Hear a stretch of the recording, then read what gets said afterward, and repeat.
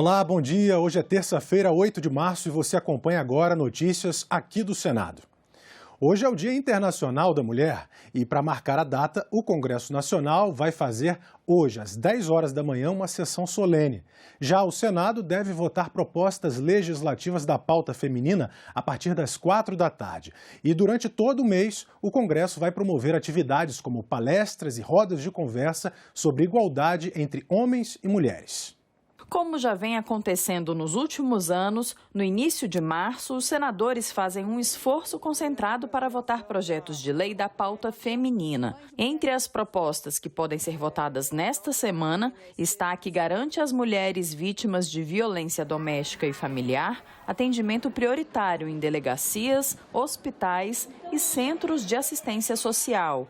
Outro projeto na pauta desta semana é a mudança no Código Penal para aumentar a pena dos crimes contra a honra, que são a calúnia, a difamação e a injúria, em mais 1/3 se forem cometidos contra a mulher por razões da condição do sexo feminino. Os senadores devem analisar ainda o texto que criminaliza a violência institucional e o projeto que determina prioridade para o atendimento a mães solo em políticas sociais e econômicas. Também, em razão da data internacional, o Congresso inaugurou o ciclo de atividades do Março Mulher. Um dos destaques é a volta da entrega do diploma Berta Lutz, depois de 3 anos. Além disso, durante todo o mês, haverá palestras, rodas de conversas e lançamento de livros sobre a participação feminina na política, assédio e o lugar de fala da mulher. Tudo transmitido pelo YouTube da TV Senado. E hoje haverá uma iluminação especial nas cúpulas do Senado e da Câmara dos Deputados em homenagem ao Dia Internacional da Mulher, além de uma apresentação da Orquestra Sinfônica da Força Aérea Brasileira a partir das 7 horas da noite no Salão Negro do Congresso. A TV Senado vai transmitir. Depois da sessão plenária de hoje, a TV Senado vai exibir pela primeira vez o documentário Lugar de Mulher é na Política, que conta a história da criação da bancada feminina do Senado. O programa vai ser reprisado na sexta-feira, às 9 da noite, e no sábado, às 7h30 da noite. Nesta segunda-feira foi realizado na Câmara dos Deputados o segundo encontro de Procuradorias da Mulher de todo o Brasil. Foram debatidas regras para as eleições deste ano e o papel dessas procuradorias no combate à violência política de gênero. As novidades na legislação eleitoral para apoiar candidaturas femininas foi tema de uma das exposições. O apoio vem com atraso. Uma pesquisa da União Interparlamentar, feita em 190 países, mostra que o Brasil ocupa a posição de número 141 em termos de participação das mulheres na política. Perde para a maioria dos países nos 5 continentes. Um olhar distinto, peculiar da mulher para as necessidades da população, para a elaboração e aplicação do orçamento, é defendido por muita gente, mulheres e homens. E embora haja quem diga que são as próprias mulheres que não se interessam por política, os números mostram outra coisa. As filiadas a partidos políticos já superam os 45% do total de filiados. E o número de candidaturas femininas cresce a cada eleição. As mulheres querem espalhar as novidades da legislação, promover e capacitar candidaturas femininas e fortalecer a luta por mudanças em favor de toda a sociedade. A sessão plenária do Senado de hoje está marcada para as 4 horas da tarde. Além dos projetos da pauta feminina, os senadores podem votar ainda a medida provisória que muda a forma de cálculo da taxa de fiscalização dos mercados de títulos e valores mobiliários. Na Comissão de Direitos Humanos foi apresentado um requerimento de convocação do deputado estadual por São Paulo, Arthur Duval. Segundo o presidente da comissão, o senador Humberto Costa, áudio do deputado sobre a situação de mulheres ucranianas deve ser repudiado. Eu estou apresentando uma moção de repúdio a esse cidadão, a esse deputado Mamãe Falei, Arthur Duval, no sentido de que seja encaminhada ao presidente da Assembleia Legislativa do Estado de São Paulo.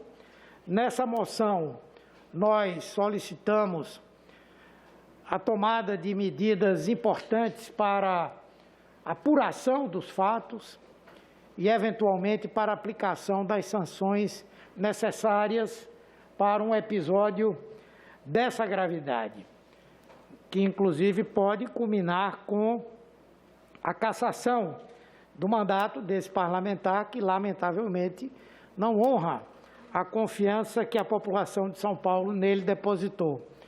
Vou enviar aos senadores integrantes dessa comissão e a tantas quantas queiram também, essa moção de repúdio, no sentido de que possamos todos sermos subscritores dessa manifestação e, ao mesmo tempo, do pedido de que isso que nós consideramos um crime não fique impune.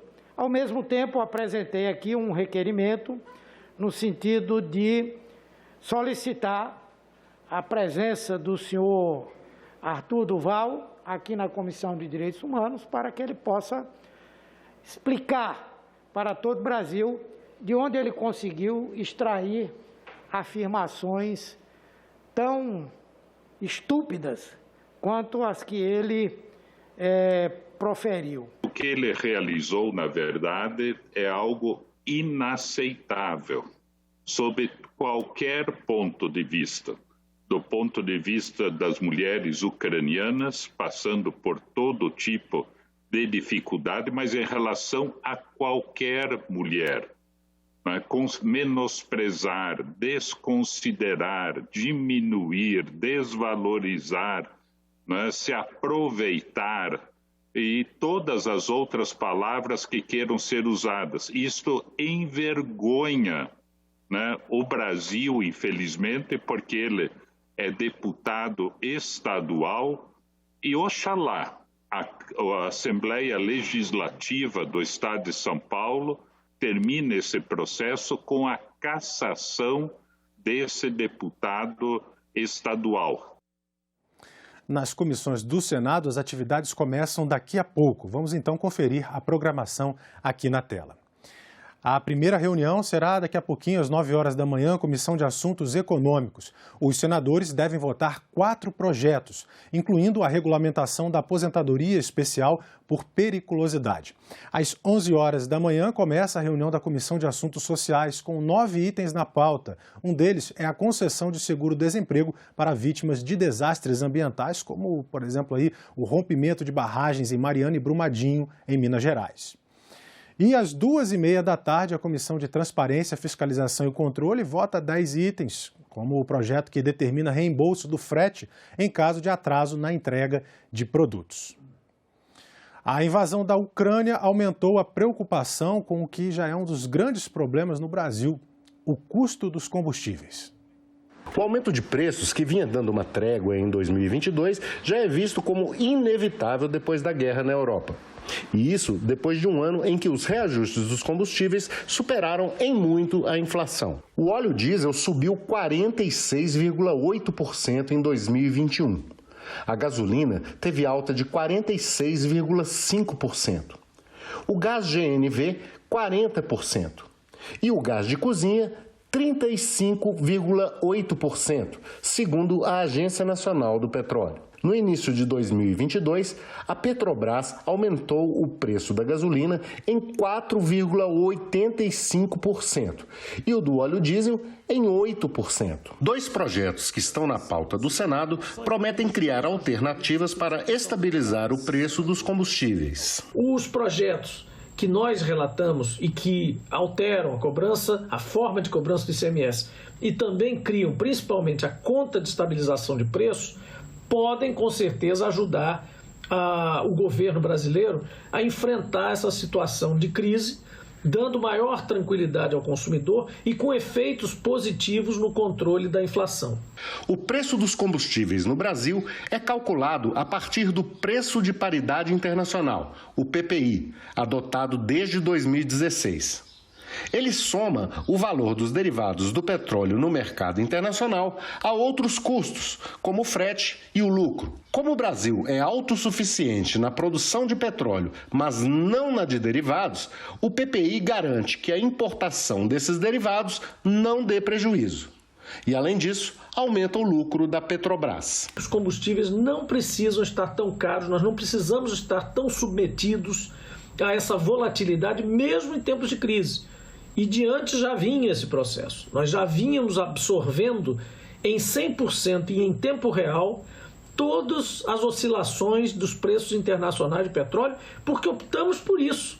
Na verdade, nós não precisamos fazer isso, porque temos petróleo, somos autossuficientes em petróleo cru e temos uma capacidade de refino que chega a 65%, 70% das nossas necessidades quando o consumo está alto. Podemos chegar a 80% quando o consumo está baixo. Então nós temos uma autonomia, uma possibilidade de nos manter, pelo menos em parte do nosso preço, imunes aos picos, aos ajustes de crise que o mercado internacional sempre nos propicia. Isso não é uma coisa de agora, sempre acontece. A Ucrânia está nas manchetes diariamente por causa da guerra. Mas um fato ocorrido nos anos 30, quando a região fazia parte da União Soviética, motivou a apresentação de um projeto de lei aqui no Senado. A proposta tenta fazer com que o Brasil reconheça como genocídio o Holodomor ucraniano. Holodomor é uma palavra ucraniana que tem origem na expressão holodom, que significa matar pela fome. O termo passou a ser usado no contexto da história ucraniana para se referir à política econômica implantada pelo governo soviético de Stalin no início dos anos 30. A requisição compulsória de grande parte dos grãos e cereais produzidos pelos camponeses nos países vinculados à antiga União Soviética provocou a morte de mais de 3 milhões de ucranianos por fome. A Ucrânia foi o país que mais resistiu às medidas e o que mais sofreu as consequências da política econômica stalinista. O projeto apresentado pelo senador Álvaro Dias sugere reconhecer a morte desses milhões de ucranianos como genocídio e instituir o 4º sábado de novembro como dia de memória do Holodomor. A data já é lembrada tanto na Ucrânia quanto por comunidades de ucranianos que vivem em outros países.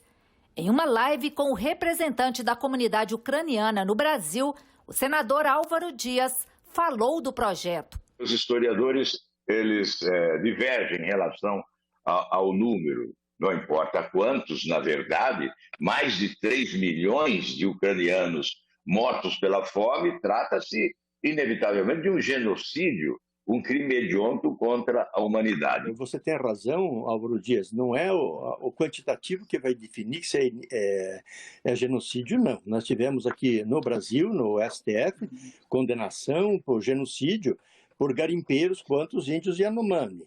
Né? Não foram muitos que morreram, foram só 8, mas assim mesmo caracteriza já genocídio. Nas eleições deste ano, o valor do fundo eleitoral vai ser de 4,9 bilhões de reais. O valor é inédito para as campanhas, um aumento de quase 200% em relação à previsão inicial. Representa a maior soma de recursos que já foi destinada ao fundo eleitoral desde a sua criação. O Supremo Tribunal Federal decidiu por maioria, 9 votos a 2, manter o valor de quase 5 bilhões reservados ao fundo eleitoral no orçamento deste ano. O montante foi definido pelo Congresso Nacional e confirmado pelo presidente da República, Jair Bolsonaro. A ação julgada foi proposta pelo Partido Novo, que se colocou contra o aumento e defendeu que fosse mantido o valor inicial proposto do governo de 2,1 bilhões. Esse professor de economia comentou a decisão da Corte. De fato, a soma destinada ao fundo eleitoral ela chama bastante atenção pelo elevado valor, ainda mais num contexto de restrição orçamentária e de crise pandêmica. De toda forma, o Supremo Tribunal Federal, ao ser provocado pelo Partido Novo, entendeu que, por mais que pudesse ser considerado impróprio ou inoportuno um fundo eleitoral desse montante, não caberia ao Judiciário reformar uma decisão que foi tomada pelo Congresso Nacional, que determinou claramente que esse seria o montante que deveria ser destinado né, para a realização das campanhas eleitorais em 2022. Eu sou contra o fundo eleitoral e votei contra no Congresso. Só que a decisão do Supremo vai no sentido certo porque não invade competência do Legislativo. Em resumo, o Congresso errou e o Supremo não poderia corrigir esse erro. Agora é esperar e tentar eleger gente mais qualificada no próximo ciclo eleitoral. Por ampla maioria do Supremo Tribunal Federal, esse valor foi consolidado e é o valor que nós vamos dispor agora na campanha de 2022 para eleger os deputados estaduais de todos os 27 estados do Brasil, os deputados federais, os senadores, os governadores dos estados e o presidente da República. Então, do ponto de vista legal, está pacificado porque o Supremo deu a última palavra. O fundo eleitoral foi criado por lei em 2017 para suprir a ausência de doações de empresas que foram proibidas pelo STF em 2015. A verba é paga em anos de eleições gerais ou municipais. O montante vai ser distribuído a partir de junho às 32 legendas em atividades no país. O valor é dividido de acordo com a representatividade de cada partido no Congresso Nacional. A quantia que vai ser paga este ano representa um aumento de quase 200% em relação à previsão inicial e representa a maior soma de recursos que já foi destinada ao fundo eleitoral desde a sua criação. O fato é que o montante de quase 5 bilhões causa realmente muita espécie, né? É um montante muito elevado, né? Ainda mais num contexto em que, não só, né, nas eleições, mas no mundo, né, se vê uma digitalização das relações sociais, das atividades econômicas, né? E se imagina que no mundo eleitoral não vai ser muito diferente. Ou seja, as campanhas vão ser muito mais online do que offline, né? Então a gente está falando exatamente de um direcionamento de uma quantidade muito relevante de recursos, né, para campanhas que vão eminentemente depender da presença digital. A indicação de integrantes das CPIs poderá começar a ter prazo. Isso é o que propõe um projeto em tramitação aqui no Senado Federal. 5 dias úteis para que lideranças de blocos ou de partidos indiquem seus integrantes nas comissões parlamentares de inquérito. Esse é o prazo que o senador Jorge Cajuru defende fazer parte do regimento interno do Senado. De acordo com o texto, esgotado o prazo sem indicação, o presidente do Senado vai designar os membros que vão compor a CPI. Nesse sentido, o que o projeto de resolução 1 de 2022 faz é incorporar ao regimento interno do Senado Federal uma solução que já é adotada no regimento interno da Câmara dos Deputados. Essa solução consiste em transferir ao presidente da Casa, no caso do projeto de resolução 1 de 2022, presidente do Senado Federal, para que o presidente da Casa indique os membros se os líderes partidários não indicarem os respectivos representantes para a comissão. No texto, o autor do projeto alega que existe uma lacuna no regimento interno que permite a inviabilização de uma CPI quando líderes partidários contrários à criação do colegiado não indicam os membros. Mas o que acontece se determinado líder, por ser contrário à CPI, ele simplesmente não indicar os integrantes do bloco do partido? Atualmente, o regimento do Senado não possui uma solução para isso. O que ocorre é que os interessados na instalação da CPI necessitam acionar o STF para obterem uma ordem judicial que solucione esse impasse. As comissões parlamentares de inquérito possuem poderes especiais para investigar fatos determinados em prazos definidos, relacionados ao Poder Executivo ou não. É necessário o apoio de 1/3 dos membros da Casa para a instalação da CPI. Não é necessária a aprovação da maioria da Casa. O ministro da Saúde anunciou que pretende mudar a classificação da Covid-19. A doença deixaria o status de pandemia para ser considerada uma endemia. Nossa reportagem foi conferir com quem entende do assunto se essa alteração é possível. Em 11 de março de 2020, a Organização Mundial da Saúde elevou a epidemia da Covid-19 à categoria de pandemia. A rapidez da disseminação e a confirmação da presença do coronavírus em vários continentes indicaram a necessidade dessa mudança. Endemias são doenças infecciosas recorrentes típicas de uma região, como a febre amarela. As epidemias surgem num pico em determinadas épocas do ano e depois vão embora, como a gripe. Já a pandemia ocorre ao redor do mundo ao mesmo tempo. Endemias e epidemias, por serem em geral mais conhecidas, podem ser prevenidas e tratadas com vacinas e medicamentos. Já as pandemias são muito mais perigosas, exigem cuidados mais numerosos e medidas coordenadas em nível mundial. As estatísticas mais recentes apontam a queda do número de infecções, das internações e mortes no Brasil, sinais consistentes de que a pandemia está em declínio. Mas os especialistas garantem que ainda é cedo para abandonar os cuidados. No Brasil, a gente teve um grande avanço por meio da vacina. Isso faz com que a gente possa caminhar para um cenário de maior estabilidade, mas acredito que a gente ainda não tem exatamente o controle para dizermos que nós já estamos num momento de reduzir a classificação para uma doença endêmica.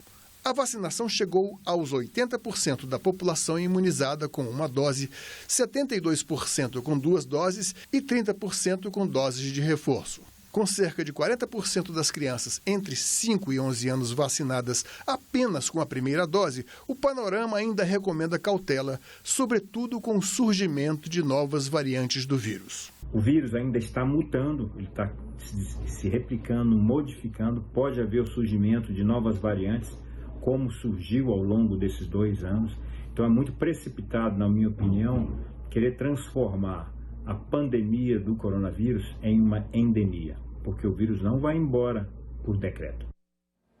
E nós ficamos por aqui. Você pode rever as reportagens desta edição na nossa página na internet. Acesse senado.leg.br/TV. Muito obrigado pela sua companhia e continue sintonizado aqui na TV Senado.